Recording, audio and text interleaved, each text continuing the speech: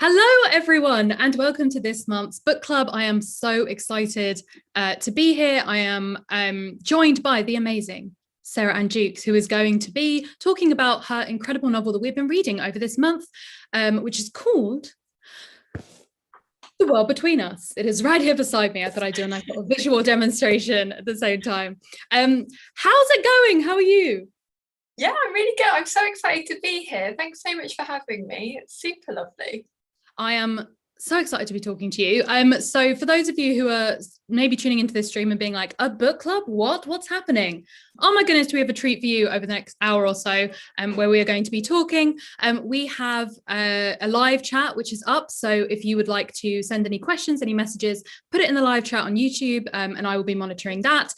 We are going to be talking all about this book. In the first half, we're going to be able to talk about the writing process, things like that. So don't worry about spoilers for that first section, and then we will move on to spoiler territory for those who have already read the book afterwards. But it will be very obvious because I will be like, spoiler alert, it's spoiler section. So if you haven't quite finished the book yet, don't worry, you can just tune in for the beginning, pause it, then come back after you finish reading it. We are also going to be asking some questions that have already been asked on our Discord. So if you aren't a member of the Discord yet, the link will be in the description of this video. You should definitely come and join. It's very cool. We talk about books and a ton of other stuff as well. And I think that's all of our admin for the beginning. So I think we're ready to jump straight into questions. I saw as I was, we were just like on the call earlier, setting everything up. And I was saying that like we had questions coming into the Discord like as we were talking to each other, setting this up a couple of minutes ago. So I'm going to have the Discord open just in case anyone accidentally like drops the questions in there too late, as it were. I think I'm going to take a question from the Discord first, actually, because we had a few about your sort of like writing process, stuff like that. And we like to start talking about the writing process first often. So Taylor wants to know, what inspired you to write a book about a girl who is bedbound? Yeah, so thanks, Taylor. Yeah. So it's a funny one actually. So basically my love story, it's a love story, and my love story is with someone who has a chronic illness and has been bedbound as part of his life.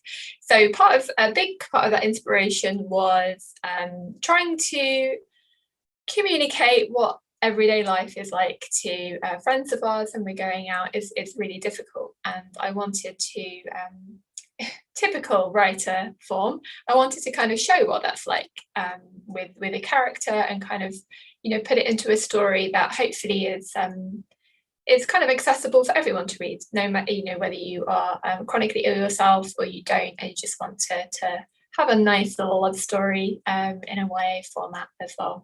So that's kind of part of that inspiration. There was a big catalyst moment, and I watched a documentary that was on Netflix. I don't think it is anymore, but it's by Jennifer Bray, or Bray, I don't know if I pronounced that correctly, called Unrest. And it's an incredible documentary, mainly around kind of the kind of chronic fatigue syndrome and all that kind of stuff from her perspective on that. And she's in it, she's bedbound, and she does this whole documentary from her bed and talking about what it's like. And she connects with people through the internet, through technology, and she does her interviews through exactly like what we're doing now, through like a Zoom thing. And I was like, God, yeah, I mean, that's so, this was the pre-lockdown, pre-COVID, and it was already like, this is so how my world is at the moment anyway. And then I found it really interesting that technology can help all of us connect with people from all over the world without actually needing to leave our homes, without actually needing to leave our beds. And that's been so important this year. So it really, that was the kind of catalyst moment for me. It was like, okay, well, how can we utilize technology in this way? So yeah, that was the kind of little kernel which turned into a chunky piece of popcorn story. I'm just thinking we've got in the chat, so Pippin or Hitchhiker Hobbit is in as per usual. Says excited, I've literally just finished the book. I told you, this book club is chaotic. People are finishing it 2 minutes before the live stream starts. I love that. Also Yasmin's there, who I also know because I work with her on some writing workshops and stuff. Amazing. I know that you guys know each other. I guess like, because since I've just mentioned Yasmin, like what is the for you as a writer, your kind of writing process, how much are other people involved? Do you like talk to other writers? Do you get critiques? Like, you know, how does that work? Or are you like, nope, I lock myself away, I write my thing, no one shall know about it until it is fully finished? Well, I speak to Yasmin pretty much every day. I was texting her just before this actually. We share a lot of our kind of writing woes and why isn't this character working, and oh my days, my plot isn't working, please help me. And it can be really nice to have that kind of sounding board, and Yasmin's particularly brilliant at it. And we can also, it's just nice to be each other's biggest fans as well. Like I'm Yasmin Rahman, by the way, guys. She is an amazing YA writer. Yeah. Do check out both of her books. Said, not just like, yeah, our mate Yasmin, don't worry about it. Yeah. Her latest one, This Is My Truth, just came out and it's fantastic.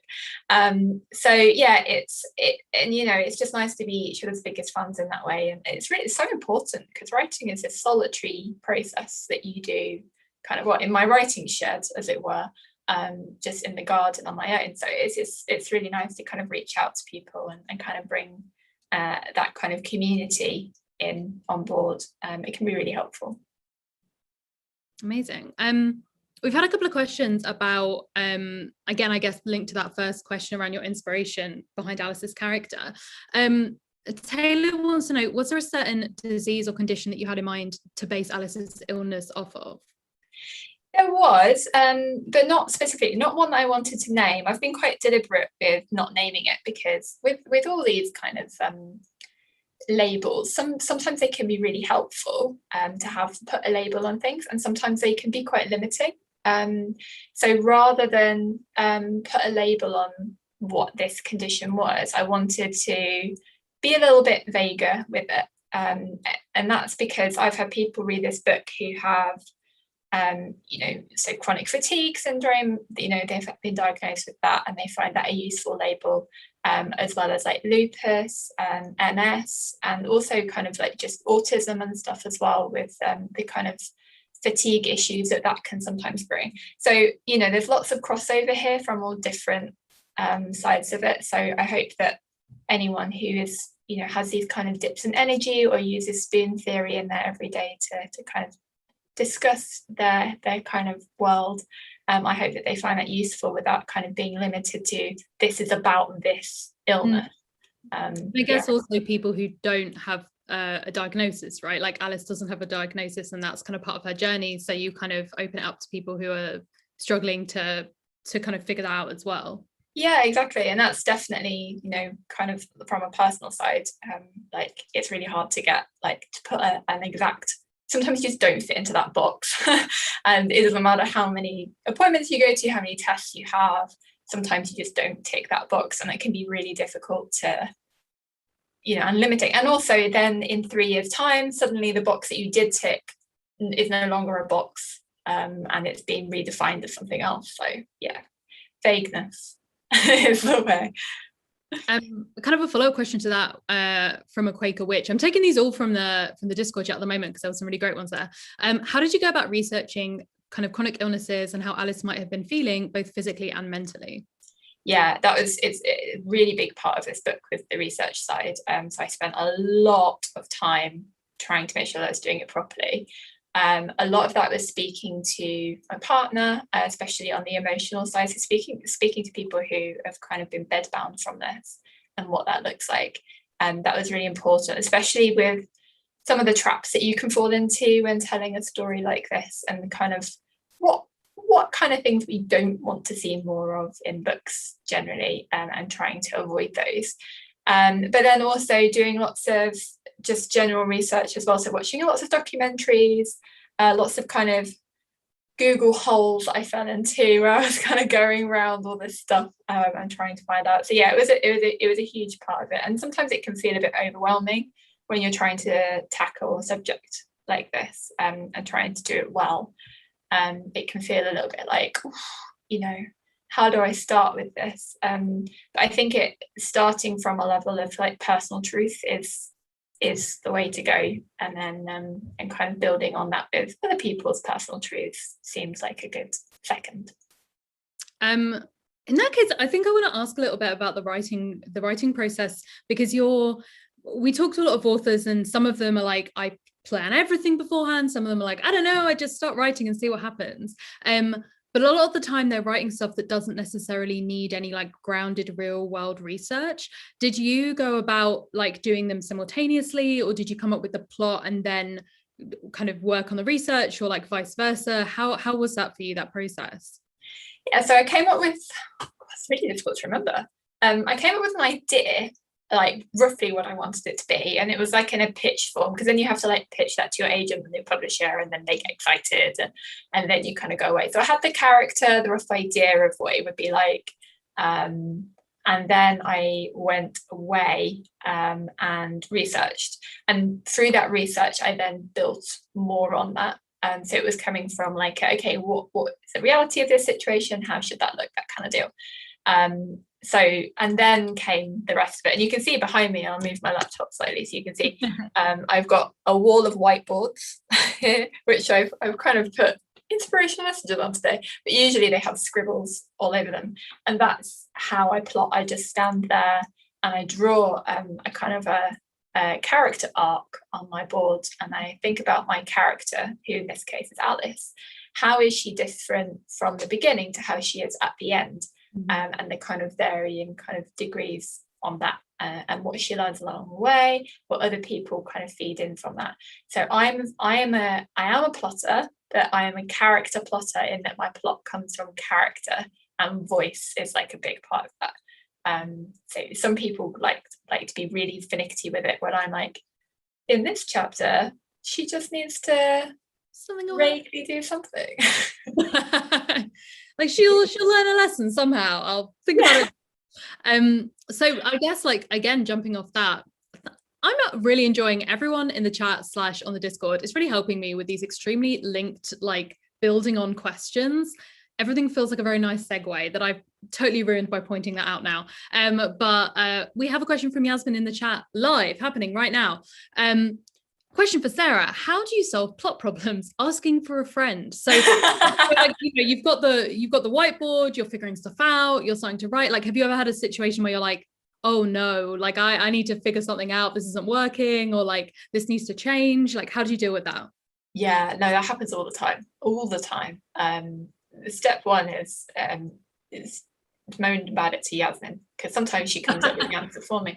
But the next one is to really think about it, and actually just speak to lots of different people about it as well, kind of non-writer friends. My mum can be helpful sometimes, not always, but she can be quite like, well, obviously this is the thing. I'm like, oh, well, actually, yeah, fair enough. My mum watches a lot of TV, so she knows stories from that. So sometimes that can be helpful, and then if not, it's I kind of have to write my way through it. So I'll write lots of lists, I'll draw pictures, I'll scribble stuff out, and I kind of have to, I'm quite a visual thinker, so I have to kind of throw stuff out in order to kind of pick through it. But sometimes I can get stuck for days, weeks, months even, and just not know what to do. And then it would just happen. Like, it would be, oh, well, obviously, this will happen. When we get to the spoiler section of this, I'll tell you a little thing that will spoil. Let me make a note of that real quick. So on that, yeah, one of the things I got stuck with. Well, we've had another question actually, like in the chat live, from Yasmin again, and it links quite well with one from the Discord. So Yasmin has asked, how do you choose character names? And a Quaker Witch has asked, did you intentionally name Alice to look like or be like the word alive? Oh, I love that. No, I didn't. I chose Alice because of Alice in Wonderland. I just with Alice in Wonderland, she falls through the rabbit hole and comes into a new world, and I felt like for her that was quite a nice similar journey. But yeah, I'm very interested in character names and what they are. Most of my characters are named after trees because I love trees, and it's nice that you should actually share I know it's like one of the first times I've ever read a book with someone with my name, and I kept being like, oh yes, it's not me, but it's the name. Like, which I feel like it must be a situation that anyone like called Sarah or Hannah or like has had so many times before. I've literally, I think only once in my life had a situation where someone's like said my name in a crowded place and it wasn't for me. So I feel I really enjoy when occasionally there's like a little something like this pops up. Love a good tree name. Yeah, all of my names are, I think Rowan actually came from his, again in the spoiler section, his original character kind of came from that, but the normally there's like a character trait that I want to portray, and I'll Google baby names and their meanings, and like baby names, it means this. And then I'll kind of come up with something on that. Sometimes it's just I like the name, but usually it has a little, I like to put little Easter eggs in my book where the kind of, if you were studying this for your GCSE literature, then you might be like, oh, okay, this relates to this for this reason. But it doesn't actually have any other place there in the book. It's just a little Easter egg for the geeky literary people like me. Well, we actually have two different geeky literary questions that came through on the Discord that were basically like sounded like they were if you were studying this book for GCSE. So let's go with Taylor's question first. So Taylor wants to know, there's a heavy sea life theme and I love all the references to it. What inspired you to do this? Oh yeah. I am a scuba diver, which which is cool. When I say I'm a scuba diver, I haven't been diving in several years. But no, I have my open water license, my advanced open water license actually. And it is like uncovering a whole different world. It's like going to space, because you have this kind of breathing, like Darth Vader style breathing thing going on, where you're like through here, and then you've got this kind of weightlessness thing going on, and it's really struck me when I first went down on the dive. I was like, I'm in another world. And it just felt really apt for Alice to be interested in that other world. And also like with kind of water and stuff, anyone who has a physical limitation will often find that water is a really useful way for them to be able to move a bit more freely, and so they can find a kind of another world in the swimming pool or the sea. So that was really nice. So yeah, that's why the sea theme really, those two bits. I also really like giving all of my characters a bit of an obsession about something, because it would just give me a kind of plane to describe on, because voice is a really important thing for me. So when someone is viewing the world, if they have some interest that they're really into, then it could be, the sunset suddenly is about, how it would look on the sea, or there'd be some sort of sea thing. And if they're really interested in art, then they'd see it through an artistic perspective and things like that. So yeah, that's really interesting to me. Nice. The other very literary question that we got was from Pippin, who I think is actually watching at the moment. What made you decide to capitalize some of the words, particularly things like illness and live? I love a capitalization. Yeah, well spotted. I love that. So they are usually things that have so much meaning that they become things on their own way. There's a great adult book called Room by Emma Donoghue about a boy who's trapped in a room, and his whole world is this room. And it was for my first book actually, Outside, which I also have here. It's also about a girl trapped in a room. But then things around you become so important to you that they become like characters in their own right, and everything there is capitalized, and you're not using any kind of, the's or it's just, this is door, things like that. And so it was the same thing with the world between us. There's some things that are just so important and so integral to your everyday understanding of the world that they kind of needed that capitalization, they needed that emphasis, which is why I tend to do that. Well spotted. Makes a lot of sense. I guess I've got another question that could be a little bit like, if we were studying this, but Pippin wants to know what made you decide to write Rowan's point of view the way you did, in italics on the other side of the page, and also in verse, and then in brackets, is that the right term? Question mark, question mark, question mark. It is the right term. Excellent. We're learning today. Yeah, I again, perception, my favorite thing in the world to write about. I love reading when you disappear out of your own head and you step into somebody else's shoes. And that is really interesting to me, how this person sees the world is so different to the way that you do. And so getting two of these characters who both see the world differently onto that same page, that is how it is for Alice when she is she's streaming through a camera that Rowan is wearing as he goes about his day-to-day life. So we are stepping into her shoes as she's stepping into his. Mm-hmm. So it's that kind of portal within a portal thing. So it was really important. It was a bit mad. Like, I had to go to my editor and be like, okay, this is a bit unusual. I want to do this. Is that okay? And thankfully she was like, yes, that sounds amazing. But one of the ways that I thought would differentiate those two perspectives would be to use a mixture of verse and prose. So Alice is a kind of a usual kind of brighter lined prose, because she's the main perspective in the book. But when she does step into Rowan's shoes, he is then a brighter lined verse down the side. So it just kind of differentiates that as you're reading. So hopefully it's not too like, whose head am I in at any one time? And also with Rowan's voice as well, he's a little bit more matter of fact, and a little bit more like, this is the world, and that lends itself really nicely to verse, because you've got such a small amount of space. Like, he's a man of few words, so that kind of works quite nicely for him. He's very like, everything's shit, and then Alice is like, look at this beautiful world, and he's like, yeah. Oh, okay, yeah, no, I guess it's not all bad, like, fine, yeah. Alice.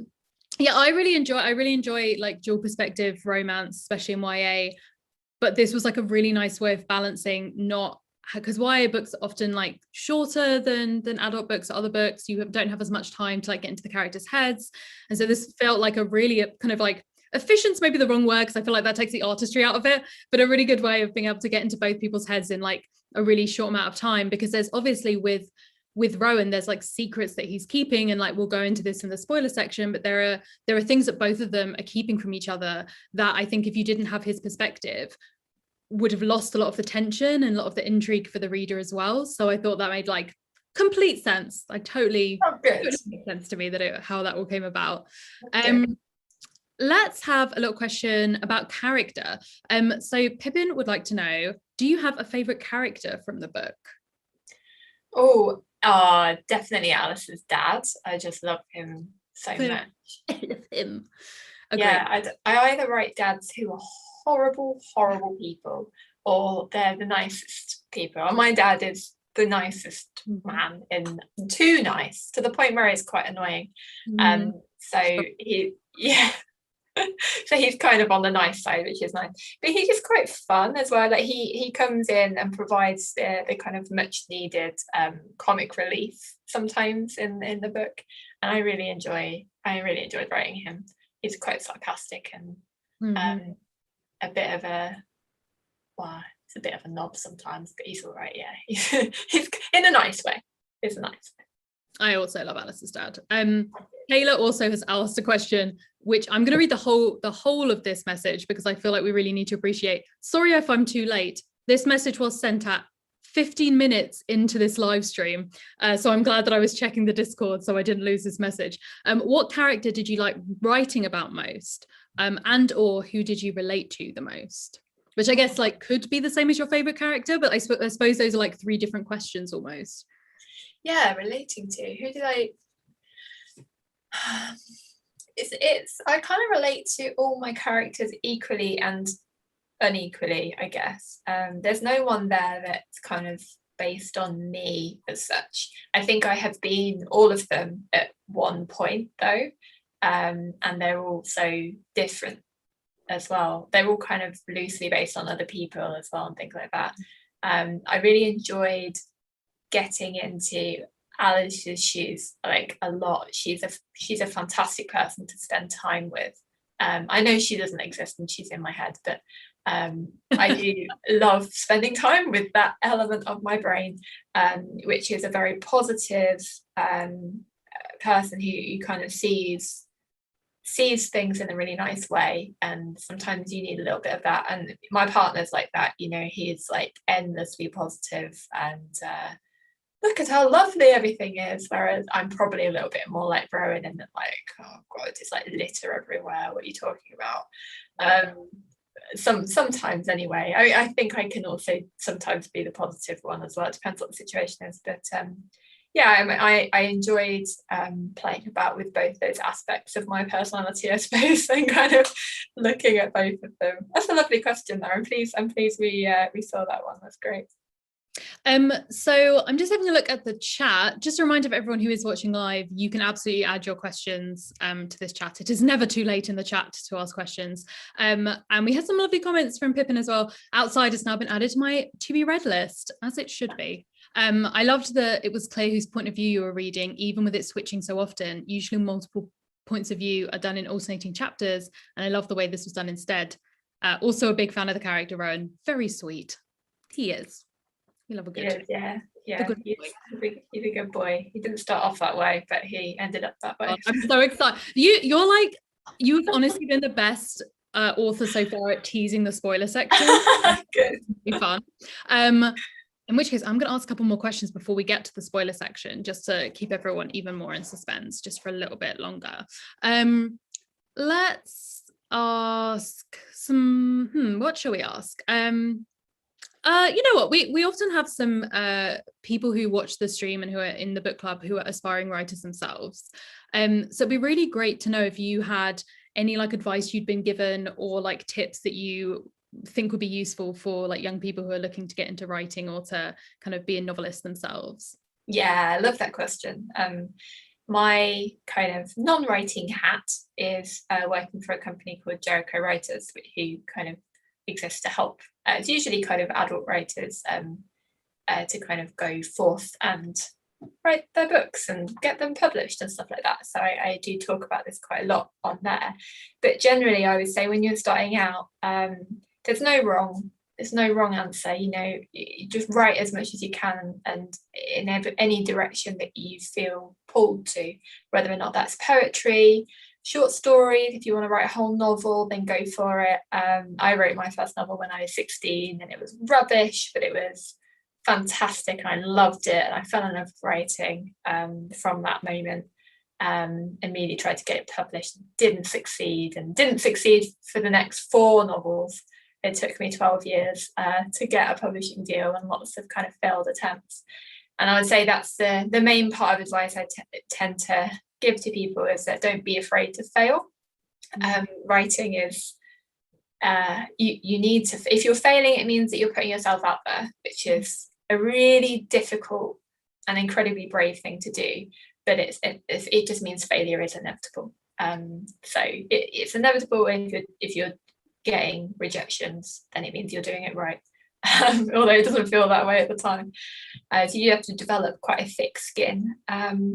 And yeah, just kind of just do it. If you're thinking about like, oh, I don't know if I'm good enough to like become an author and things like that. I mean, I don't know an author who hasn't had that exact thought at some point.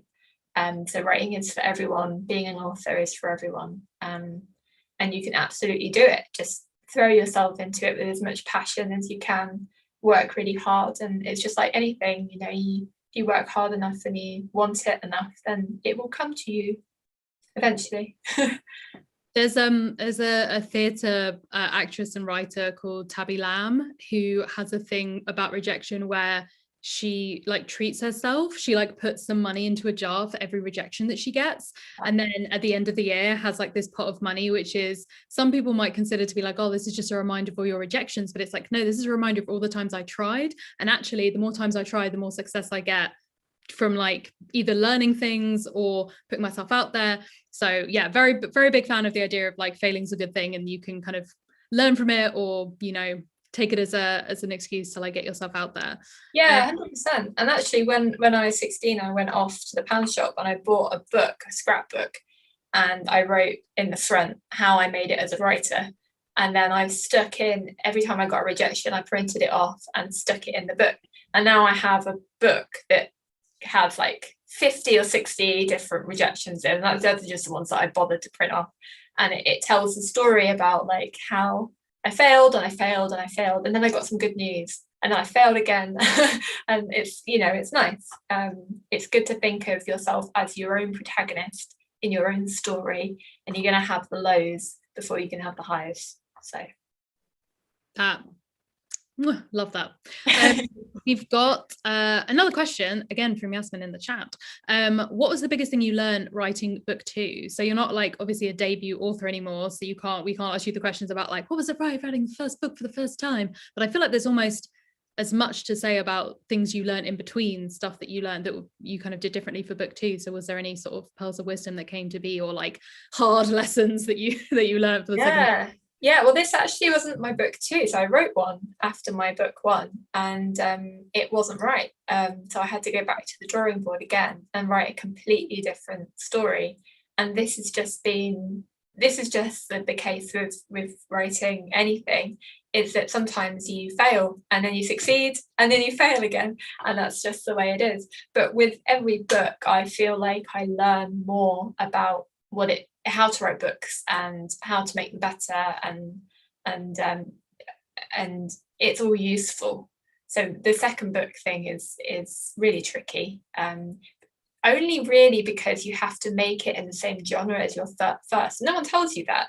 When you write a book, you have to make sure your second one is quite similar to the first one. And my first one was so weird, like outside is so weird and wacky. I'm like, I don't know how to write a book like that. Yeah, I don't know what that looks like. So I just wrote another book that I wanted to write, and it was like, well, this is for a completely different audience, Sarah. Maybe try and write someone that the same people will like both books. I'm like, oh yeah, maybe I should do that. Maybe. So I have a few questions that aren't spoiler related, but I think we're going to go into spoilers now anyway, because I feel like there's loads we can talk about and I don't want to run out of time for it. So this is everyone's like 2-minute warning that we're about to talk about spoilers. And to transition, I'm going to ask the most difficult question that I ever seem to ask any author, which is you have a choice, question A or question B. Question A is, what are you reading right now? And question B is, what is your favorite book that you would want to recommend to the people? They're both quite difficult because I'm between books at the moment, and I can't. I ask the question now because every time I do, every author we've ever spoken to just goes, it's like I've never read a book in my life. I cannot think of a book. But it means that there's a nice little pause before the spoiler section, because it's... I mean, I would say to everyone, obviously Yasmin's in the chat spamming everyone, but do read her books, because they are, although she is my friend, they're also incredibly well written, especially like with their first one, All the Things We Never Said. The multiple perspectives, and that is the best example of writing multiple perspectives in a first person voice that I've ever read, and I think will ever read. And it's a fantastic book, so do go check that one out. And yeah, I mean, my favorite book, the one I always say, is Peter Pan and Wendy by J.M. Barrie, because it's I collect them. Actually, I've got a bookshelf of really old. And when I got my publishing deal, I went out and bought the first edition, which was very expensive. Incredible. But it's pretty. And I think it's just really dark and really cool. And it's like about kids that go around like killing each other, and like amazing. There's nothing to not like about that. It's fantastic. So yeah, I love it. I love the magic. I love the wonder. I love the weirdness. Yeah, good. It's a good book. If you haven't read it, if you've only seen the film, then I recommend that you give it a try, because it's a good book. Amazing. Sweet. At this point, everyone who is in the chat who hasn't finished the book, should have paused so we can get onto spoilers and they can finish reading the book and then come back later. So let's take our first spoiler question from the Discord. Taylor has asked, what made you make Rowan move away in the end? I used my own tone to that question. There was no tone indicated, but I've maybe added my own to this. Why? I get that quite a lot, actually. Yeah, I've got a colleague of mine that read it, and she got so angry with me at the end. She's like, why would you do that? And the answer is quite unsexy, actually. It's because with disability and a lot of kind of young love stories as well, there is a lot of agency taken away from protagonists, and it's this whole like the boy comes and he saves her and then they live happily ever after. Like Alice doesn't need saving, she's her own strong person, and that's what I wanted to bring to the end of this book. It isn't really about Rowan coming in and saving her and that kind of thing. It's about her own personal journey from the beginning to the end. And that's what I wanted to say about this book, is that there's no happy ever after with chronic illness where you're cured and that's the happy part. Like that's not okay in terms of a book in this specific. And it's not okay that it's okay now you have a boyfriend, because also that isn't okay as a message to show in this.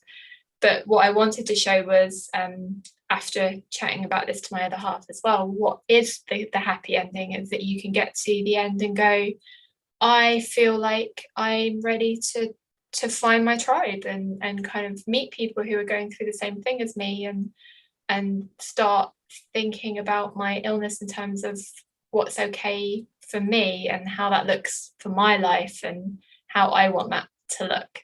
So it's a self-love story, I suppose, by the end of it. And to do that, unfortunately, I did have to get rid of Rowan, and he had his own stuff going on as well. And I think it's quite important for him to have a bit of time to do that. Yeah, you were like, what if I sent him to the furthest possible place on the planet that he could have been? You've been like, hi, so he's actually just won tickets to go to the moon, live on the moon. Like that's like further away. But yeah, no, I was gonna say as well, like he also, there wasn't like an easy quick fix to that. Like he was kind of constrained by what was going on with his parents, and like ultimately both of them being in like their best situation for them as individuals was unfortunately not to be in the same place or the same like environment as each other. But I'd like to like that we have had a question in the chat that's just sequel ? Are there any plans, or are you like, I'm leaving my go forth with them to imagine as you wish their future? Yeah, no, there's no sequel plans. I do have what happens in my brain. I'm happy to share if you want to know what they are. Yeah.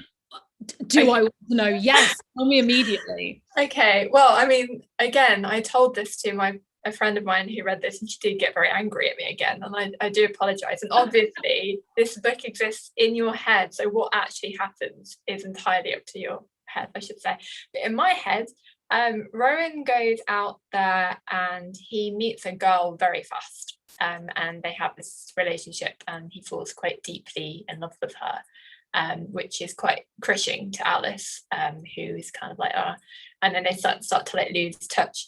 But then later on they kind of reconnect when they're in better spaces, and by this time Rowan has a kid on him. He has kids quite young, in his kind of mid-20s, because he's just that kind of guy, and so he has kids with this girl and they meet up and it's lovely. By that time Alice has actually fallen in love with Cecilia, and because Alice is pansexual, although I don't put that in the book, in my head she's always been pansexual, and because gender isn't really an issue for her, she falls in love with the people through the stream, and it doesn't really matter what your gender is or anything through that. So yeah, her and Cecilia kind of spark up this nice relationship, and yeah, and they get together, which is a bit of a curveball, but that's always been in my head, is that. And now if you reread it, you might see some of that maybe in there. But yeah. You know what, I fully support that. I feel like Rowan would be a great dad, and I feel like Cecilia and Alice would also be a great couple. So Yeah. no anger in my heart for that incredible sneak peek ending that we got during this spoiler section. Let's have a look. See, so we kind of mentioned before about the idea that both of them kind of have secrets, and they have secrets from each other, but they also have secrets from like the audience as well. So for example, like Rowan's always talking about this bell tower, but we don't know like what exactly is going on with the bell tower, and there's like all of these kind of little bits and bobs. How do you as an author like figure out what to reveal to the audience at what time, like that? Because I feel like trying to keep track of like who knows what and what's going on must be quite difficult. It is, yeah, and it's a lot of trial and error, actually. Usually in the first draft of the book, it's something else, and then the second draft is something else. And then a lot of it, what looks like it's very clever writing, or a series of happy mistakes, where I'm like, okay, actually, that works better. Like the bell tower thing wasn't really as big of a thing. It's only when I look back later, I'm like, in terms of symbolism, the bell tower is this big thing at the end, and I feel like I wanted to bring it into Rowan's story as well as Alice's story and have that kind of symbol in both of their stories. So that's where that happy accident kind of came through into that. And yeah, a lot of it is that my books are made in editing, so my first draft will be, fine, but it's only by the end, once I've tied all of these little bits together, that I'm like, okay, that's the story that I wanted to tell. And it takes a lot of, it's almost like in my head, I do have a needle and I go through and thread everything together. And it's only done right at the very end, once you have the kind of pieces and you just thread them all through. Together. Well, it's just, yeah, because that tower, the scene where she's like, take me up that tower, please. In a lot of other stories, or like in an alternate universe of this story, it's just like, yeah, let's go up the tower, and then it's like this like beautiful moment where she's like, I'm free, look at me looking out over here, like all this stuff, and she just has absolutely zero concept. And I think as well, like in a story in which we don't see Rowan's point of view, like we also are like, why is this guy being weird about this tower? Like, how bizarre. But like, because you know that you don't know, you're like, there is something going on here. You're like, no, oh God, don't ask about the I mean, do, because I want to know what's going on with him. But like, that's the worst possible thing you could have asked him to do, just off the cuff, because he's clearly about to have an emotional breakdown about it. But no, I loved how like those things all fed together. Like they all felt like they were like made sense, and you'd mentioned them before, and they were like coming back later, and like for that to have been such an important part of both of their like trauma, I guess, in two completely different ways, was so interesting. I feel like you hinted before, and I really need to know, were there any parts of the story that got cut, or that you didn't have space to include, or that changed? Like, was there a different version of this book that's kind of came into be? Yeah. So tell us everything. So originally Rowan was a very different character. He was I suppose a little bit has been put into this with his kind of graffiti stuff, but he was a proper bad boy at the beginning. And he was for the first two drafts, he had with the bell tower thing again, he'd accidentally caused someone to plummet to their death from the bell tower. Yeah, I know. And it was only after the first draft, I was like, this isn't working for me. Like, obviously I love putting death into books. Like that's something I really enjoy writing about, which is a weird thing to say. But I love dark stuff in that perspective. But it was just too much going on and it wasn't working. And also I'm so tired of books that have like a bad boy that needs a woman to show him how to be good. Like I was like, the manslaughter investigation feels a bit heavy for this. Yeah. Story. Yeah. Like, it was an accident that he did. So I was like, yeah, no, this isn't really working. So I completely stripped that out, all of it. There was a character called Scarlet, and she just completely did not appear in any of the other things. She got cut completely. And then his little brother arrived, and I'm like, this is him, this is who he is, his little brother, not this random girl that he was friends with that jumped off. I think there was drugs involved, and it was a lot of darker side to him there than that it kind of originally came into. And a really good bit of advice I got from before I got my publishing deal, and probably the reason why I got a publishing deal in the first place, was don't make your book too dark. And I was like, there's no such thing as too dark. How dare you say that to me?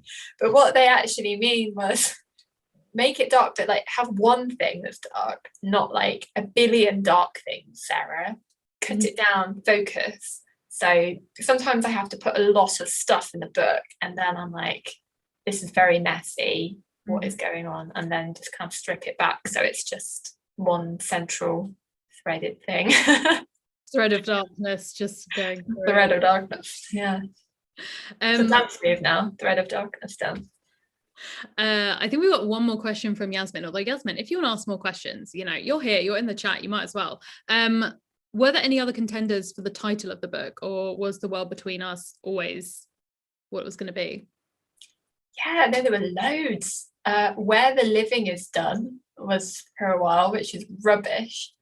What else was there?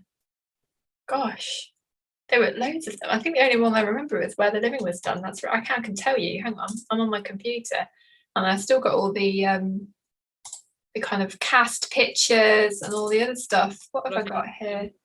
The World as It Seems from My Bed is the other one.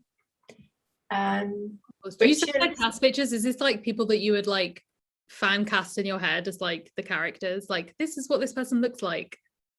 Ooh. Yeah. I don't know if they're probably not very famous. Let me have a look. Yeah, they're all kind of models. There's this girl, and I don't know her name because I've just called her Alice rather helpfully on my computer. But she had these beautiful big eyes and quite a pale kind of face that's quite kind of pointy. And she's got this lovely dark hair, and yeah, I was like, that's her for sure. I love this like that big eye thing. And for Rowan, that again is another model, and he has this kind of like long hair kind of top knot thing going on. And there's not actually many characters with long hair, boy characters, like male characters with long hair. I don't tend to find them in books. And I was like, I quite like a guy with long hair. Yeah. I feel like in my head I was like, maybe I just didn't pick up on it and it did happen. But I feel like the first time both of them got described was when they were looking at each other. I feel like I didn't have a solid sense of like what Alice looked like or what Rowan looked like until it was about them looking at each other, which I also was like, maybe I'm just like got swept up in this romance, and actually you described both of them before that and I was just being dramatic. But yeah, well, I think she looks in the mirror at the beginning, which is like classic, what does my character look like kind of thing. But when you're writing first person and you're looking at yourself in the mirror, like I think she just says that she looks like her goldfish, with big eyes and kind of different hair. Slightly different vibe from Rowan's point of view. He wasn't like, exactly. This goldfish ghost over here. Yeah, that's it. So she's like, oh, I'm a goldfish ghost. And it's like, well, not other people wouldn't see you in that way. Like you're a model, so you know. I feel like we said something earlier that we were going to say during the spoiler section. Was it that when we were talking about her dad, or was that something different? I've realized I was like, should probably have made a note of all of the times during this thing that we were like, whoop, save it to the spoilers, because we were like, oh yeah. Okay. I know I was going to talk about the Rowan being a bad boy thing. Oh yeah. Oh, I'll tell you what it was. I was thinking it because we were talking about how her dad's great. I really love how her dad is like this super just like ridiculous dorky, like eating 3 Happy Meals in the car, like absolutely do anything for his daughter. And then he's like this big heroic moment of like, I'll carry you, and then he gets halfway and he's like, oh, give me a second. Crying. I'm okay. I'm carrying you. Like, bless him. Just like such a dramatic, realistic sequence at the end where it wasn't some like perfect like running through the airport thing. It was like, we're gonna do this together. I really love that. Bless him. Oh yeah, I love that. And you know what? It's so odd. Like it never stops becoming weird that you are a separate person, and yet you know the things that go on in my, because this all went on in my head. But then here you are saying this stuff. I'm like, yeah, it's really funny. Like, but like that's like in my head funny, and then you're saying, and it's always a bit like, yeah, it's lovely. It's really, really nice. I'm a huge fan of funny. I remember laughing when I wrote it, which I mean, I laugh at my own jokes quite a lot, to be fair, but I laughed quite a lot whenever he was making a joke. It's great. I bless him. I also really like that there was like a lot of the I guess like the romancy elements of it, or things like their date. It was very like specific and personal to them. It was I guess it's that through line again, right, of like the sea and the beach and like them spending time together and all that kind of stuff, that like it made total sense for this to be a thing that they would do together, both in terms of like her not miraculously being well enough to be like, yeah, sure, like she's like, I am able to, I guess, get carried by my dad, and then at the end of it get hospitalized. Like it was not like a, and the power of love cured me. Exactly. And that's why I'm this, which I think was, I imagine, very appreciated by readers who are like, yes, good, this is not some like either like, oh, what this inspirational like at the end I really enjoyed the fact that there is this inspirational aspect for what she's about to do, but it's inspirational within the community. It's not like a, oh yes, all these able-bodied, like non-chronically ill people are like, wow, what an inspiration. It's like other people like her who are just like, oh, chill, yeah, if you should totally stream. That'd be so cool to like see people going through like the same life as me. Like it would make me feel less alone. It felt like a really lovely ending in that kind of. I'm really pleased. Yeah, the ending was always there. And it's actually interesting you say about that beach scene, because that was quite a late addition, in that it kind of existed earlier on in the book with her family rather than with Rowan. And something they did together. And then I repurposed it for the end. And that's because my editor was like, can she go to the beach? Because it would be a really nice thing for her to go. And obviously with all the symbolism of the beach and stuff, have her there. And I really thought about it, and I was just like, no, she can't go to the beach. It's not feasible. Like, she's just been out and got carried, and she ended up in hospital because of it. And she kind of takes away from that a feeling of like, I need to look after myself a bit better. I need to understand my limitations, that kind of thing. And it would be stupid for her then to just like jolly off to the beach. So that was kind of a really nice, and it's actually like the realism of chronic illnesses. It allows you to think about your life in a different way. Like when my partner and I couldn't go on holiday this year, granted that was because of COVID, we set up the green screen in our room, which was in the book, and we did it using we recreated our holiday snaps on a green screen. Super geeky thing to do, and a VR headset as well, like playing Beat Saber on that and stuff. So yeah, it's fun. Oh my God. Okay, Yasmin, not disappointing us. Another question. I asked, what's been delivered. Who would win in a fight between Rowan and Willow from outside? Oh, Rowan. Yeah, no, Rowan would easily. Yeah, Willow. They're both actually quite similar with their they're quite sensitive chaps, but Rowan is. I think he wouldn't. Both of them will really want to fight, but they would both like talk it out with words. And Willow would definitely throw the first punch, but then Rowan would just. Rowan would throw the last. Yeah, he'd be like, "Shut up, mate," and that'd be the end of it. God, amazing. We are almost at the end, so if this is like last call, ding ding ding, for any questions that are going to come up in the chat. I'm going to go back to a couple of the ones that we were I was going to kind of weave in there. What are some other authors that inspire you, either like when you were younger? I don't know whether you were like a big writer when you were a teenager or when you were younger, or more recently. Yeah, I was an avid reader and writer when I was a teen, and Jacqueline Wilson was the big one. Like she was fantastic, and it was a big thing there. And also Goosebumps books. I love, some of them are incredible, like plot wise. You really know. I learned how to set up. Usually there's a twist in a Goosebumps book, and you learn how to kind of pepper in these little things at the beginning or something like that, and then come back. There's a brilliant Goosebumps book called The Ghost Next Door, which is my favourite one. And there's a big twist in that, which I've probably spoiled now, but I remember just being like blown away by that book and being like, I did not see that twist coming at all.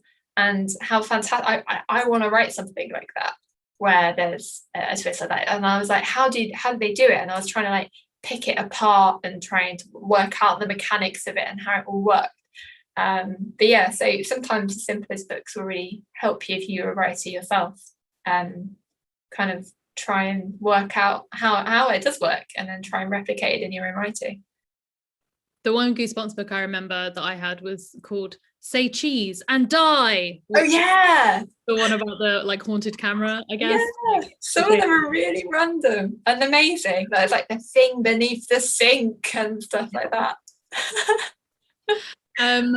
Sweet. Well, oh, you know what? Because I'm kind of curious now, because we were talking about how you'd written like another book in between writing this book and the last book. How long does it take you to write a book? Is it always like a similar length? Do you like impose a time limit on yourself? Or are you just like, as long as it takes, baby? Woohoo. Well, it's difficult because I work full time, so you know, it's a difficult thing to kind of thread around general activities, and well, lack of a social life as well also helps.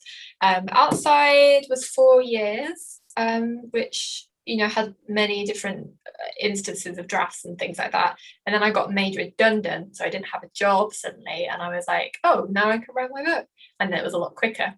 And the one between us was, first draft was maybe kind of 6 weeks, and then kind of 6 months of editing. But then you have people helping you once you get a publishing deal. It's a lot easier, because from the beginning they'll be like, this doesn't work, change that, you stop having Rowan as a bad boy and things like that. And that can be really helpful because it stops you from having those kind of hair pulling moments for too long. But my record is I wrote my I've got a middle grade book coming out next year, for kind of 8 to 10-year-olds, and I wrote that in a week, which was crazy week. Impressive. That is and that's with a job as well. So I think they're a lot shorter, so that's probably why. Okay. Right, we have a final question that I was going to ask you, but you know what, Yasmin has also asked it in the chat, so I will like, the co-author of this question is in fact Yasmin. What's next for you? What are you working on? What are you writing next? Have you got another book in the works, or are you working on other stuff other than your 1 week book that's about to come out? Yeah, so that's the next one, is a kind of middle grade, kind of going over to the middle grade thing. So I've got a book coming, it's in January 2022. It's called The Hunt for the Nightingale, and again it's about death and anxiety, and yeah, it's similar sort of themes, to be honest, but just for a slightly younger audience. But you know, anyone who liked the kind of Alice character in this will recognize that in Jasper, just from a slightly younger perspective, just like less penis jokes really, for a middle grade. That's all that is. But yeah, and from the YA perspective, again, I've been writing about anxiety a lot this year, and it's because I've been dealing with that kind of, as a lot of people have, through the pandemic. So I've been finding it's coming a lot into my stories, and writing about anxiety and fear, and about how and all of that comes in. So from a YA perspective, I've been looking at multiple perspectives and writing about fear. So hopefully there'll be another book coming shortly about that, which is, if I can get it in, it's a brilliant gay love story about fear. And yeah, I'm excited. That sounds great, to be honest. And hopefully we can get you back in whenever that appears, because I'm sure everyone would really love to chat about it.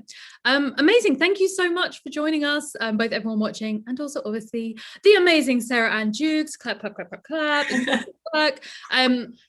For everyone who is part of the book club, do not forget that next month we are reading, which next month, it literally starts tomorrow. Sometimes these streams are like, there's 6 days before the next month, but you are like right on it with the next book. We are reading The Upper World, which is a sci-fi time travel, weird, twisty novel, which is set in South London. We love to see it. So get excited, join the Discord, start reading it. There's like places where we can discuss the book, places where we discuss other stuff, and also places you can ask questions to the author in advance, so that they definitely get asked on the live stream that's going to be on the last Tuesday of September. Thank you very much for joining us, and we will see you later. Bye. Bye. Thank you.